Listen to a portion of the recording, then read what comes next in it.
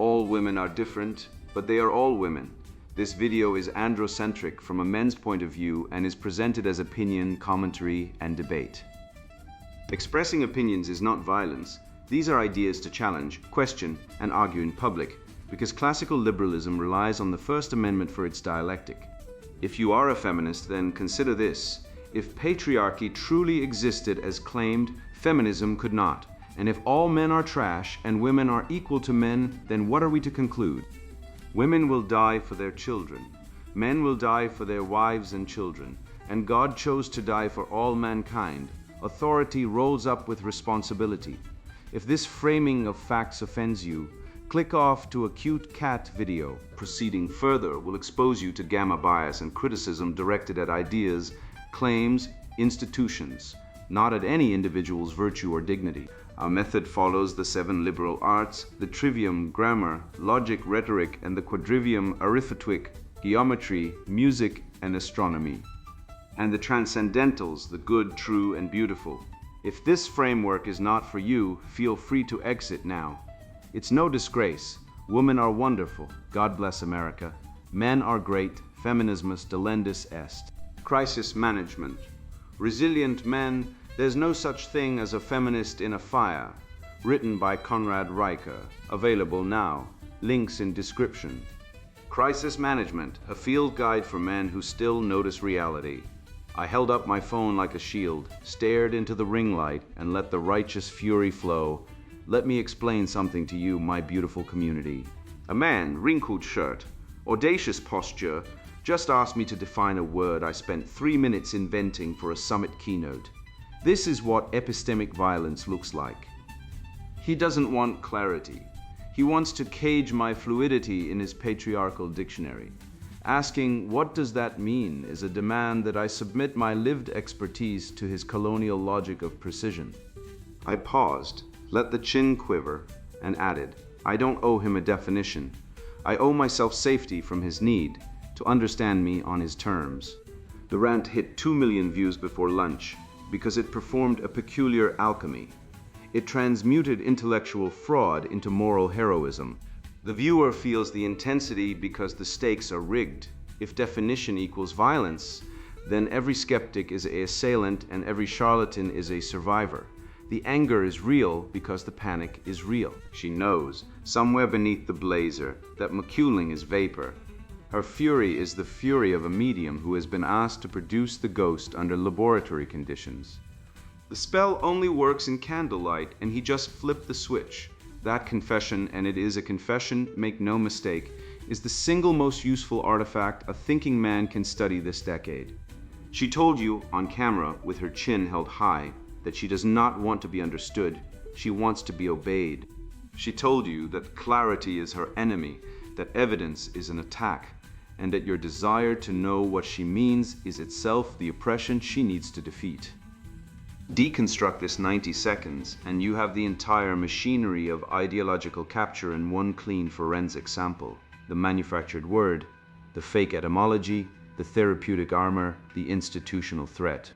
And the tell, that she would rather destroy the question than answer it. Dr. Winona's rant. How you stole my power by asking what? A forensic decode of Dr. Winona's 60-second confession, the scene. A corporate DEI summit, a ballroom in a Marriott, lanyards, mineral water, the faint smell of catered chicken. Dr. Winona Ryland Sable, tenure-track associate, professor of intersectional gender studies at a university you have heard of but cannot quite place, stands at the podium. Behind her, a slide deck titled Toward a Post-Phonologocentric Praxis of Embodied Knowing. She is mid-sentence and has been mid-sentence for 45 minutes. None of them finishing a thought so much as vibrating at it.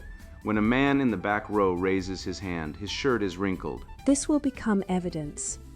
Dr. Winona, he says, could you define McCuling again? I missed the etymology. The room inhales. Winona's left eye twitches. She does not answer.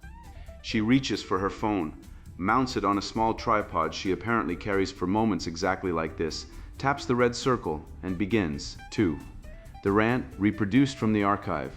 What follows is a near-Vavowit transcription of Dr. Winona's viral TikTok, posted to her 2.3 million followers, captioned, "This is your daily reminder that asking for definitions is a form of epistemic violence." It accumulated 4.1 million views in 6 hours. Okay, so I need everyone to see what just happened. I need the community to witness this. A man in the back of this room just asked me to define a word, out loud, in a professional setting in front of people, and I am shaking. I'm literally vibrating. My body is registering this as a threat, and my body does not lie. My body is a knower. Your demand for a definition is not a question. It is a precision strike. It is a patriarchal demand for a single, dead, phallogocentric truth delivered on a platter, and I will not serve you. You think I owe you clarity? You think the English language, your language, the language of your fathers, the language of property and conquest, and border walls and receipts is neutral ground. That is the lie at the center of everything you are. Language is a battlefield, and your "what does it mean" is a shot fired across my body. McCuling, I said it. I felt it. It was alive in this room. It was doing work. It was holding space for something your dictionaries cannot touch, and your response, your male response, is to demand that I pin it to a board like a dead insect. You want a root word. You want an etymology. You want me to say, it comes from the Latin macula, meaning stain or spot. You want me to perform origin myth for you, so you can feel like the owner of something? No. That is academic terrorism. That is the grammar of the oppressor. I don't owe you a root.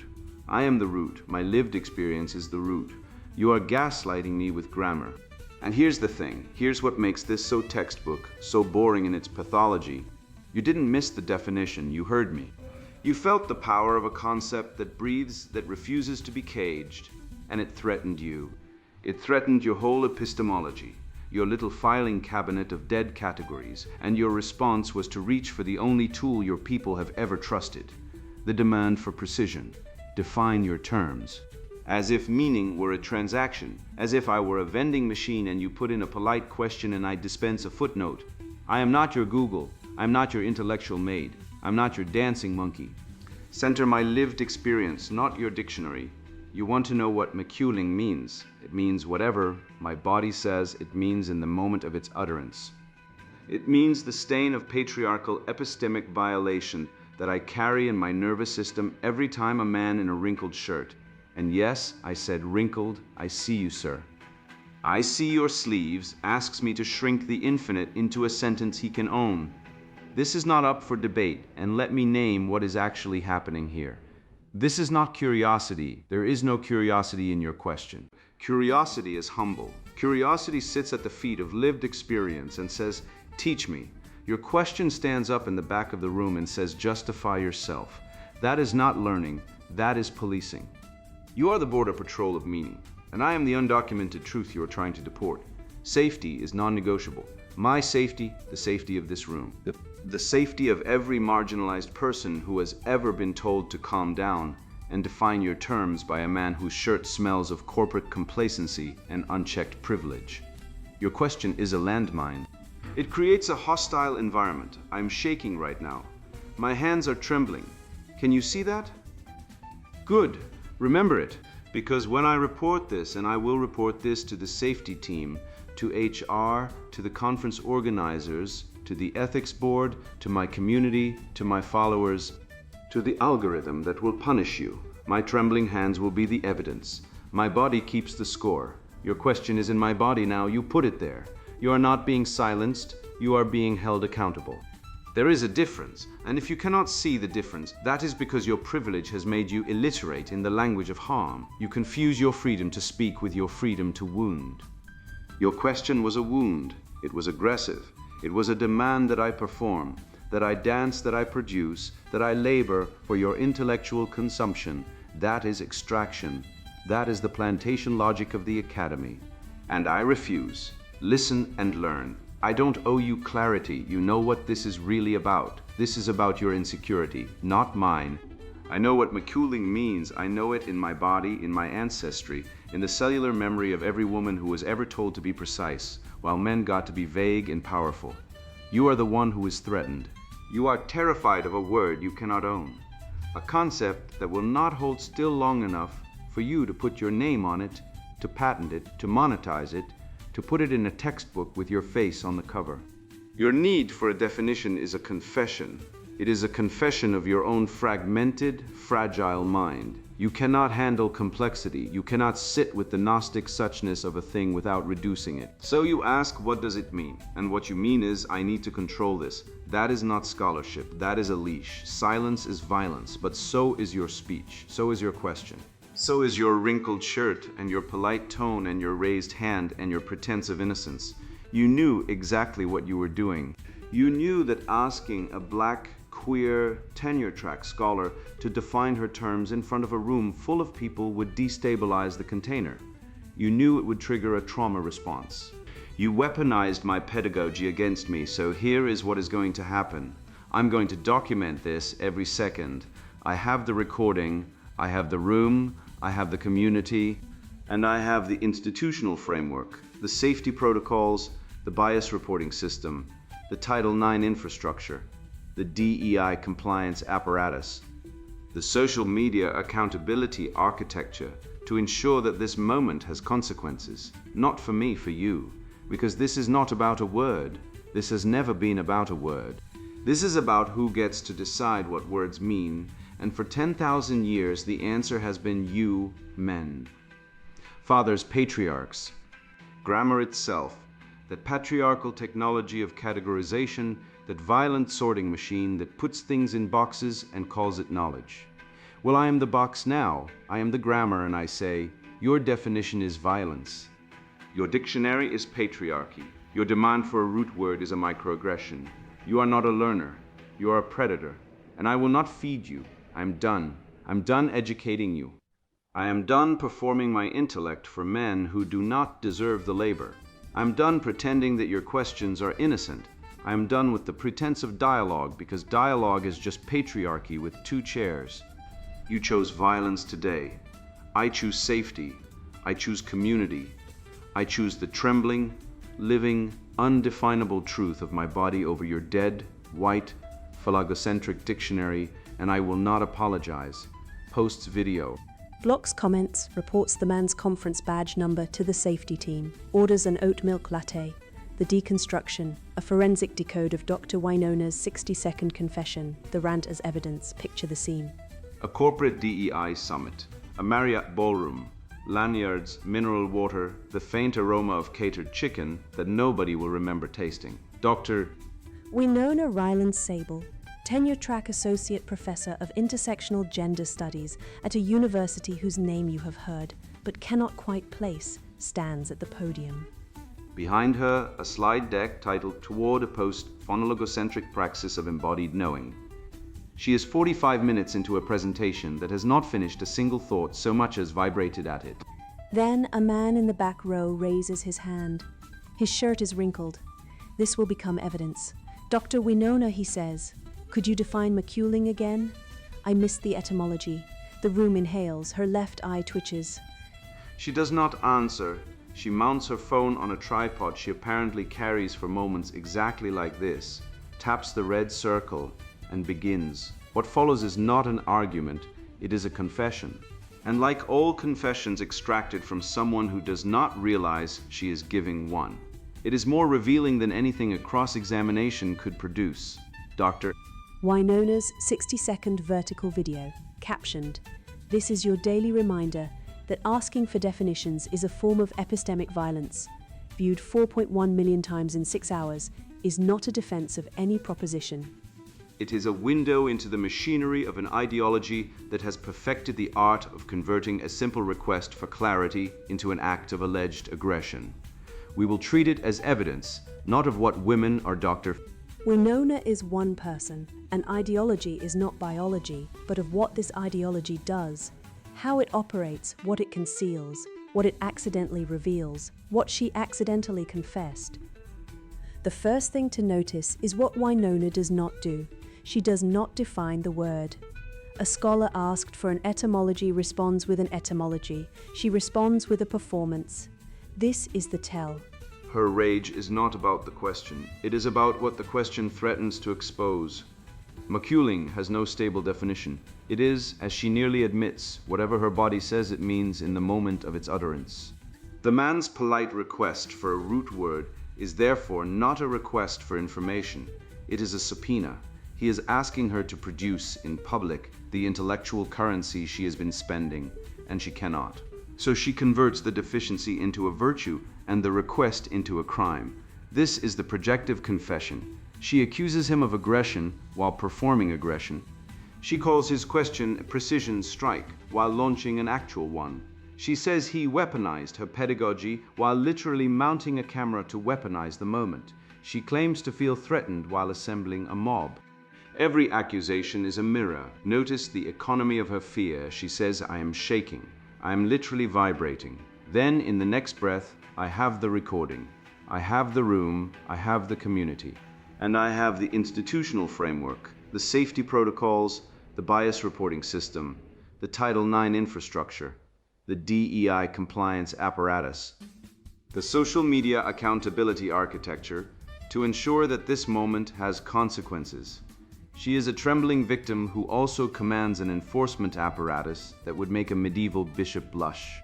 She is simultaneously the most powerless person in the room and the most powerful. This is not a contradiction she fails to notice. It is the entire point. The ideology requires her to be both because fragility authorizes force. She confesses something else, too. She says the word was alive in this room and doing work, but she cannot say what work. She says his question threatened your whole epistemology, your little filing cabinet of dead categories. But whose epistemology is threatened here? His filing cabinet has a definition for every word he uses. Hers has one word that means whatever she feels. Which system is fragile? Which one cannot survive a question? She admits, almost plainly, that her authority is not intellectual, but jurisdictional. She does not own the word by knowing it. She owns it by refusing to define it. Knowledge is not her tool. Ambiguity is. The moment she defines maculing, she becomes accountable to the definition. The moment she is accountable, she can be wrong. And the one thing this ideology cannot survive is the possibility of being wrong. So definition itself must be recast as violence. The slogan machine. Winona's rant does not proceed by argument. It proceeds by incantation, a cascade of slogans designed not to persuade but to terminate thought. Let us lay them on the table and examine each as a rhetorical mechanism. Your definition is violence. This is the master inversion, the load-bearing lie on which the rest of the structure rests. It recasts the most basic act of reason, asking what a word means as an act of harm. The mechanism is simple. Collapse the distinction between offense, discomfort, and injury, damage. Once definition equals violence, every request for clarity becomes an actionable offense. The institution can then intervene not because anyone was harmed, but because someone claimed to be. Center my lived experience, not your dictionary. This is a demand for epistemic privilege, the claim that personal feeling constitutes public evidence and that no external standard may adjudicate between competing accounts. It is unfalsifiable by design. If her experience is the measure, then no fact can contradict her, because every contradiction is recast as further proof of her marginalization. You are gaslighting me with grammar. This one is worth pausing on. Gaslighting once meant a sustained campaign to make someone doubt their perception of reality. Winona uses it to mean, you asked me a question I cannot answer, and my inability to answer makes me feel bad, so you are abusing me. The word has been hollowed out and refilled with a new content. Any challenge to my narrative is psychological manipulation. Grammar itself, the structure by which meaning becomes possible, is now a weapon. Safety is non-negotiable. Safety for whom? Safety from what? A man asked for a definition. No hand was raised except his own, palm open, in the universal gesture of a student. Safety here does not mean physical security. It means immunity from challenge, and non-negotiable means the demand is close to dialogue, which, as we will see, is the consistent thread. Listen and learn. I don't owe you clarity. A teacher who does not owe clarity is not a teacher. A scholar who does not owe definition is not a scholar. What she owes, apparently, is obedience. The slogan inverts the entire Western inheritance of dialectic, the tradition that says truth emerges through the disciplined exchange of question and answer and replaces it with a monologue backed by institutional force. This is not up for debate. Translation: the premises cannot be examined. The ideology must be accepted before the conversation begins. This is the signature move of every totalizing system, not the conclusion of an argument, but the declaration that no argument is permitted. Silence is violence, and so is speech, and so is a question. And so is a wrinkled shirt. The net result, everything a man does in Winona's presence is reframed as aggression, and the only acceptable posture is submission. This is not a moral framework. It is a demand for unconditional surrender dressed in therapeutic vocabulary. Each slogan functions the same way. It preempts inquiry by reclassifying the inquiry itself as the offense. The question is never engaged on its merits. The questioner is never addressed as a rational agent.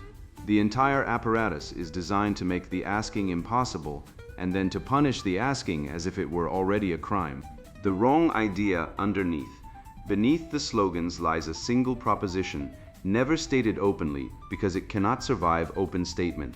The proposition is this: definition is domination, and therefore clarity is oppression. This is not a trivial error. It is a category error of civilizational magnitude. Definition is the act by which the mind distinguishes one thing from another. The grammatical foundation of every science, every law, every contract, every confession of faith, every act of love, for you cannot love what you cannot identify. To define is to bring order. It is the logos at work, the principle by which chaos becomes cosmos, by which the unnamed is named, by which the world becomes habitable. Winona's ideology inverts this. In her framework, to define is to dominate.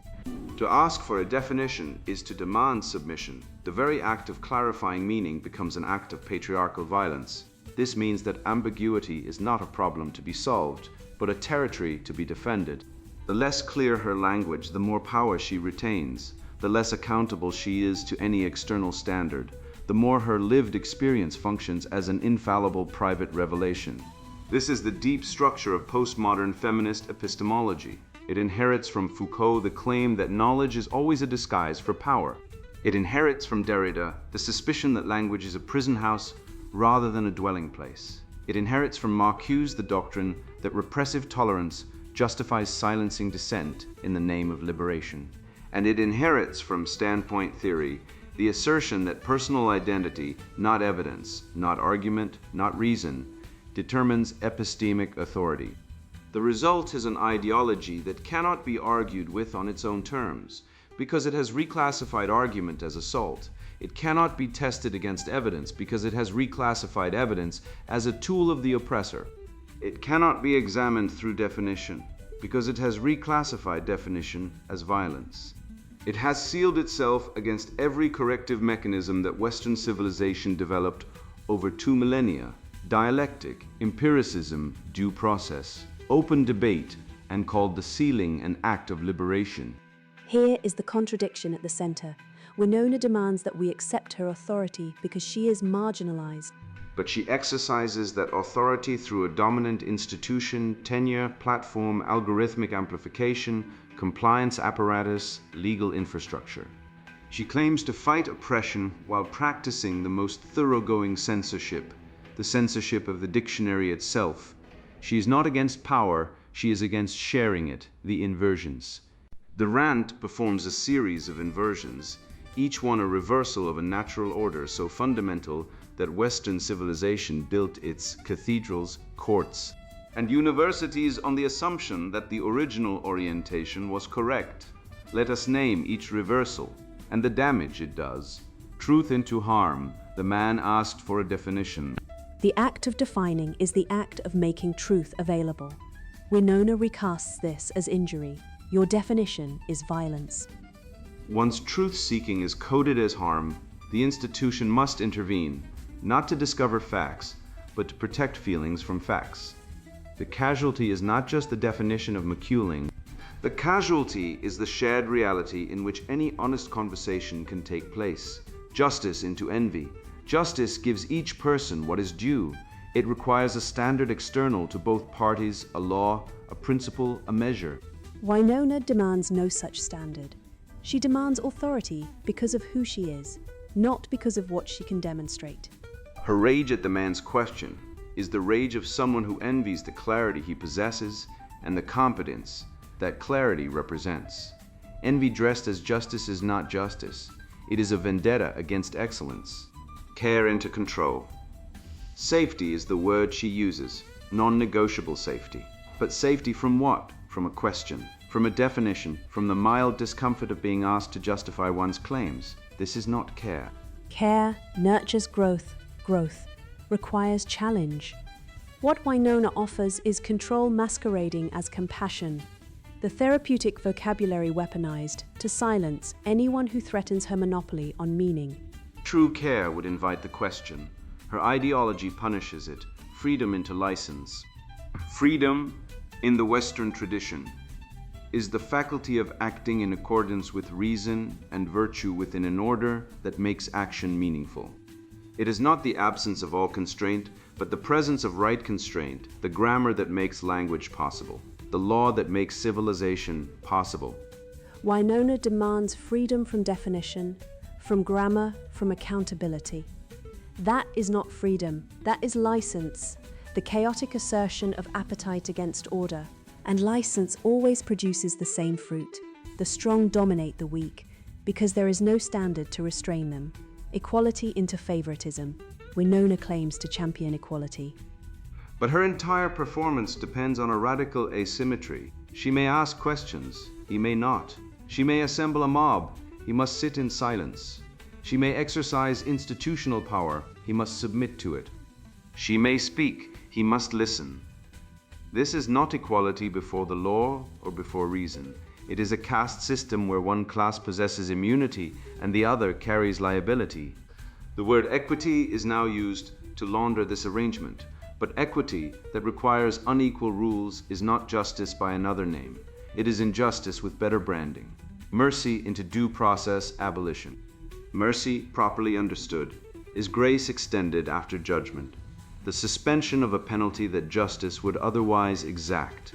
It presupposes that judgment has occurred, that guilt has been established, that a standard exists. Winona abolishes the standard and then demands mercy for herself while denying due process to the man who asked the question. She pronounces him a predator without evidence, a trial, or a defense. She does not want mercy. She wants immunity, the kind that comes not from grace, but from the destruction of the court itself. Love into possession. Love, as the Western tradition has always understood, is the willing of the good of the other. It requires knowing the other, seeing the other, engaging the other as a real person, rather than a projection. Winona does not see the man who asked the question.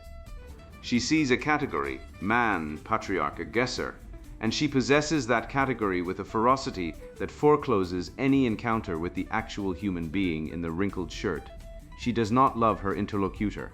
She consumes him as raw material for her own status ritual. Undoing the spell.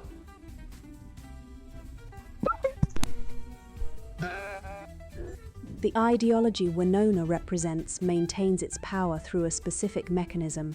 It inverts the moral vocabulary so thoroughly that dissent becomes impossible without sounding cruel.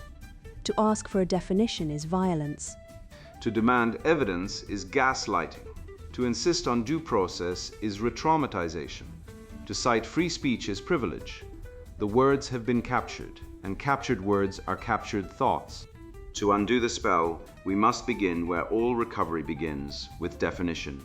We must restore the original meanings of the words she has stolen. Violence is not the act of asking a question. Violence is the intentional infliction of physical harm or the credible threat of it. To call a definition violent is to drain the word of content, to make it so elastic that it covers everything and therefore covers nothing. When everything is violence, nothing is, and the actual victims of actual violence are lost in the inflation. Safety is not freedom from discomfort. Safety is the condition of being protected from genuine harm, physical, material, legal. When safety is expanded to mean freedom from being questioned, it becomes a tool of tyranny. The safest society is not the one where no one is ever offended. It is the one where people can disagree without fear of institutional punishment.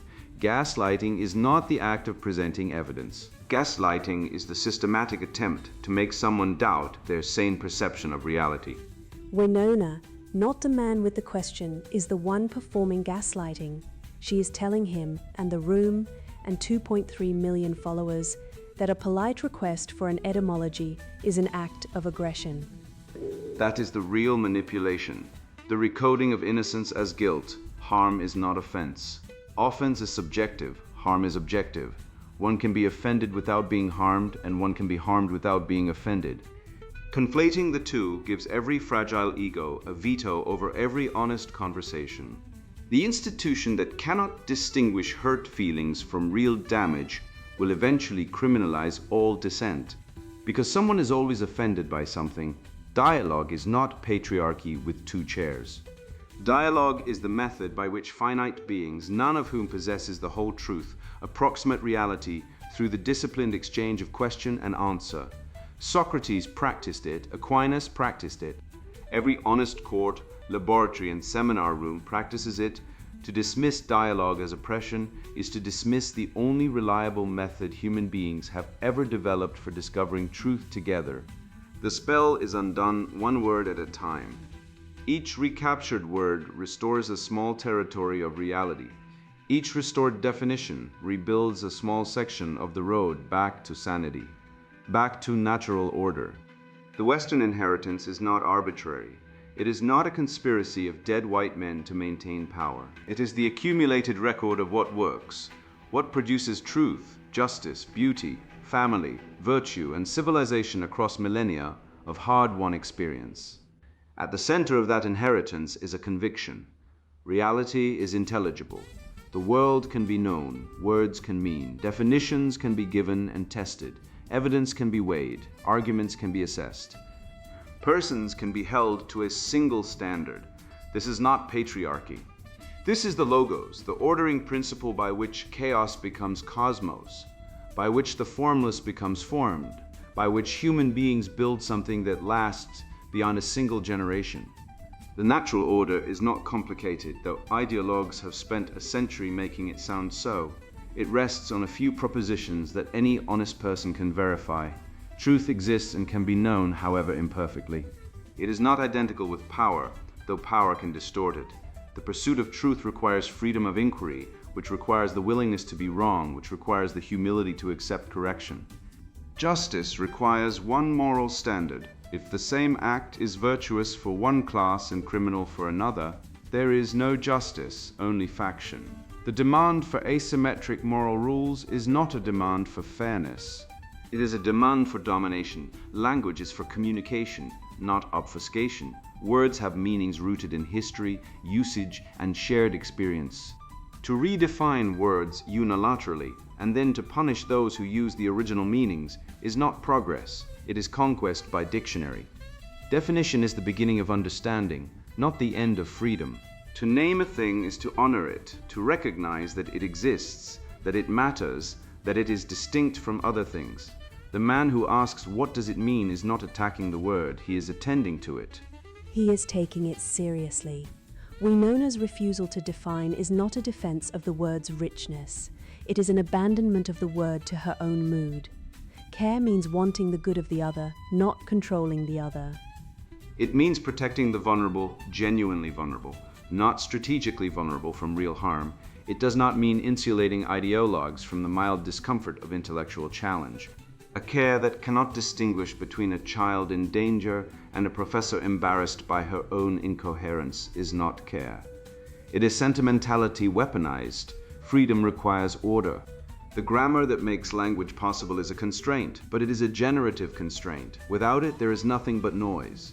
The law that makes civilization possible is a constraint, but without it, there is nothing but force. The tradition that makes wisdom possible is a constraint, but without it, there is nothing but amnesia. Freedom is not the absence of structure. It is the presence of the right structure, the structure that allows human beings to flourish. Family, father, mother, children, the household as the first school of virtue, is the building block of every civilization that has endured. Any ideology that systematically recodes fatherhood as oppression, motherhood as captivity, and the family as a site of exploitation is not liberating anyone. It is clearing the ground for the state to replace every natural bond with a bureaucratic one. Winona does not mention the family in her rant. But the logic of her position leads there inevitably. If definition is violence and authority is domination and structure is oppression, then the family, which depends on all three, must be the ultimate enemy. And so it has been from Engels to the present. The natural order is not a cage, it is a home. And a home, unlike a slogan, has foundations, the postulate that ends it. There is one question that Winona's ideology cannot answer. Not because it is clever, but because it is honest. It is the question the man in the wrinkled shirt was trying to ask in his modest, insufficiently fashionable way. It is the question every sane civilization has trained its children to ask, from the Stoics to the schoolmen to the scientists. What do you mean? If Maculing means whatever her body says it means in the moment of utterance, then it means nothing, because a word that can mean anything means nothing. A private language is not a language. An unfalsifiable claim is not a claim.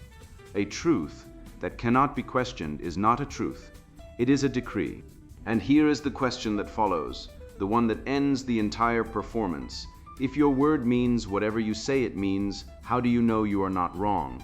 If there is no standard outside your experience, no definition outside your mood, no evidence outside your feeling, then you have not claimed authority over meaning. You have abolished meaning. And in the ruins of meaning, you have no more authority than anyone else. You have less, in fact, because the man in the wrinkled shirt at least can tell you what his words mean. He asked a question. That is all he did. And the entire apparatus, the 2.3 million followers, the title Ein machinery, the safety protocols, the bias reporting system, the DEI compliance infrastructure trembled, not because the question was violent, because the question was good. And a good question asked calmly, in a room full of people who have agreed to pretend that ambiguity is wisdom. That is the most dangerous thing in the world, to an ideology that survives by keeping meanings undefined. Standards asymmetric, and minds unexamined. Winona is not powerful. She is defended. There is a difference, and the difference is everything. The man with the wrinkled shirt asked for a definition. He received a confession. That may be the most honest exchange in the history of intersectional gender studies, though not in the way Dr. Winona intended. A definition is not violence. It is the beginning of every honest thing, every science, every law, every prayer, every promise, every marriage, every act of justice. To ask, what do you mean, is the first act of civilization. To refuse to answer is the last act of barbarism, however many degrees the barbarian holds. Logos, the word, the principle of order, the structure by which the world becomes intelligible, does not tremble before a phone on a tripod. It waits with infinite patience for every ideology that refuses definition to meet the only fate available to it. Incoherence, and then silence, and then the quiet return of the question it could not answer. What do you mean? Answer that, or sit down. There is nothing in between. Field manual. Q. She says, your question made me feel unsafe, so you must be silenced. A simple request for clarity becomes evidence of aggression. The room holds its breath. She has weaponized her wound. Wrong idea, emotional discomfort, constitutes objective proof of wrongdoing. If she hurts, he must have sinned. Feeling replaces fact as the court of final appeal. Inversion, justice becomes therapy. Due process becomes re-traumatization. Evidence becomes secondary to the sufferer's status. The one who names reality is recast as the one causing harm. Question: does your pain prove I violated a duty, or merely that you dislike accountability? Since when is discomfort a legal standard? Restoration, pain is subjective. Harm requires proof. A definition is not a dagger.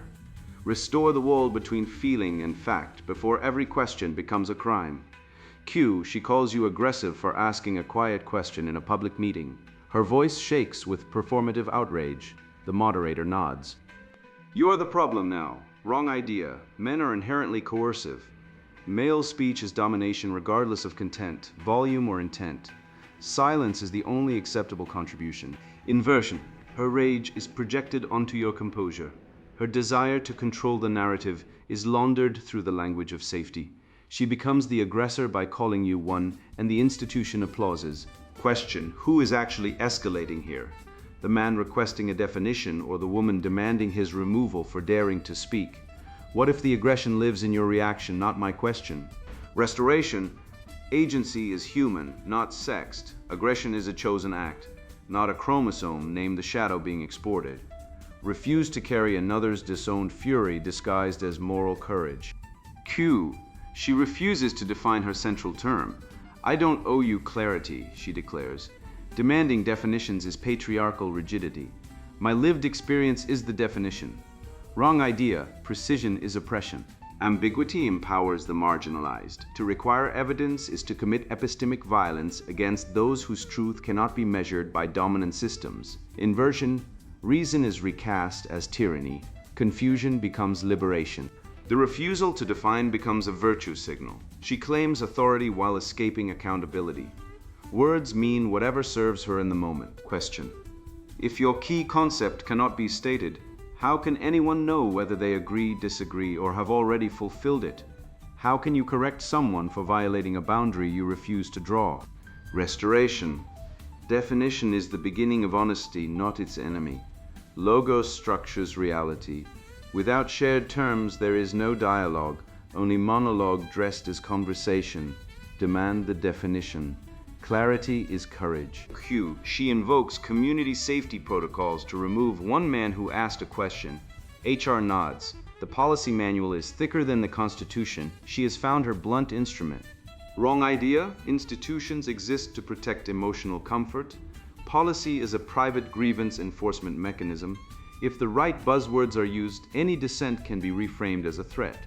Inversion: safety becomes a silencing tool. The institution that should protect inquiry now punishes it. Bureaucracy swallows speech. A single complaint overrides open debate. The personal becomes the procedural, and the procedural becomes the punitive question. Does this policy protect against actual harm, or merely shield a fragile ideology from examination? Who designed it, who benefits, and who disappears when it is enforced? Restoration: institutions serve truth and justice, not feelings. Policies must survive scrutiny, not enforce it. Audit every rule for asymmetric application.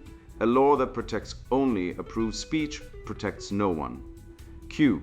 She says, I'm telling you this out of care, while demanding your silence, your job, or your reputation. Compassion is the velvet glove on the iron fist. Wrong idea. Care justifies coercion. Love means compliance. If she claims to help, you must accept the punishment. Disagreement proves you need more correction. Inversion: care becomes control. The therapeutic vocabulary of healing, growth, and education becomes a cage. She does not will your good, she wills your submission. The hug precedes the handcuff.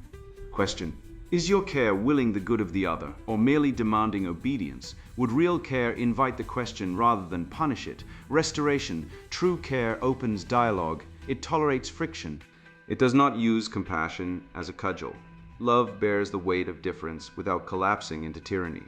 Restore mercy as grace after judgment, not its abolition. Q. She declares, my lived experience overrides your evidence. Identity becomes epistemic currency.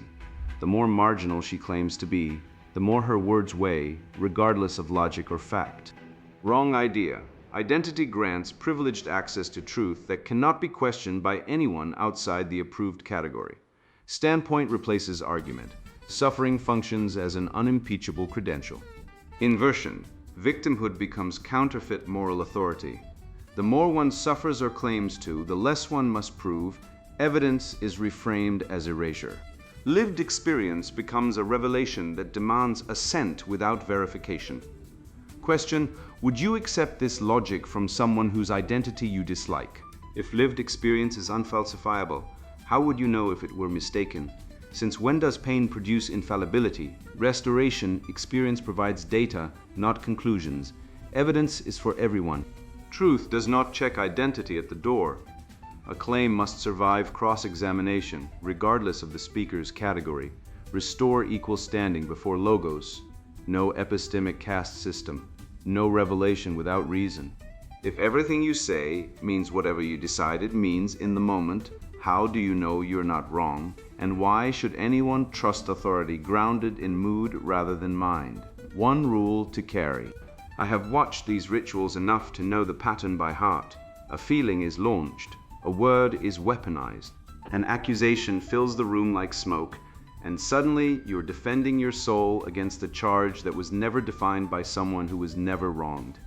Every time, the rant circles, the vocabulary shifts, the goalposts migrate, and the man is expected to chase the phantom, confess to the fog, and pay the invoice for a debt that does not exist. I learned this the hard way, in rooms where the dictionary belonged to the other side and the police were already in the hallway. So I developed one discipline, and I offer it to you now as the only spell that breaks theirs. When the rant runs around the room, make the words stand still. Pin the term to the table, demand the etymology. Refuse to fight inside their sentence. A word that cannot survive a definition was never an argument. It was a hypnosis cue. Once the word is still, the architecture of the spell becomes visible. You will see the projection, her insecurity reclassified as your aggression, her monopoly on meaning disguised as safety, her loss of control reframed as your harm. Name it out loud, calmly. You are not describing what I did. You are describing what you fear. Then name the inversion. The precise moment truth became violence. Definition became domination. Due process became re-traumatization, and fatherhood became suspect. Every ideology of the modern sexual counter-revolution operates by inversion. It cannot survive upright. It requires the room to be upside down. Your job is to turn the lights on and let gravity do the rest. And then, this is the part the ranters cannot endure. You restore the natural order. Truth is prior to feeling. Definition is prior to discussion. Evidence is prior to accusation. Due process is prior to judgment. The family is prior to the bureaucracy. The father is prior to the state. Sex is real. Logos is king. You do not apologize for grammar. You do not negotiate with hysteria. You stand where your fathers stood, between chaos and the household, naming things as they are, building what lasts, protecting what is innocent, and refusing with serene, immovable, terrible patience to call a lie by any name other than its own. That is the whole science, that is the crisis, and that is the management. Now walk out of the room like a man who owns the ground beneath it. Sponsored book. Crisis Management, Resilient Men. There's no such thing as a feminist in a fire. I watched the floodwaters swallow my neighbor's SUV while he stood frozen on the roof. His wife screamed into a dead phone. Emergency services? Overwhelmed. Systems fail. Always. That day I didn't need sensitivity training or permission to feel. I needed to move a fallen power line and get them out. Society whispers poisonous lies, that your strength is a flaw, that opening emotional valves somehow builds character for the storm. It doesn't. When the grid dies or the fire jumps the highway, they still hand the axe to the man. They rely on the resolve they publicly condemn. This cognitive dissonance isn't accidental, it's the trap. This book is for rational men who recognize reality. If you grasp that gender equality is a biological impossibility in survival contexts, that only women bear children, and that men must lead when chaos erupts, read on. If you're exhausted by being shamed for your competence, while simultaneously being expected to provide protection, these pages offer liberation. We dissect the vulnerability, double bind, damned if you show weakness, damned if you don't, and incinerate it. We rebuild from the ground up. Unbreakable mindset, crisis cognition, logistics dominance, command presence. Forget emotional band-aids. We engineer anti-fragile systems for your mind, body, finances, and brotherhood. Learn physiological dominance protocols. Master information triage when panic spreads. Navigate the legal minefield after order collapses. Design your legacy fortress. If, however, you believe toxic masculinity is anything other than a manipulative term weaponized to pathologize necessary male traits, the very traits civilization demands when it crumbles, stop reading now.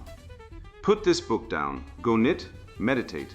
Read poetry about feelings. This isn't for you. You wouldn't survive the first chapter, let alone a real crisis. Your comfort zone awaits.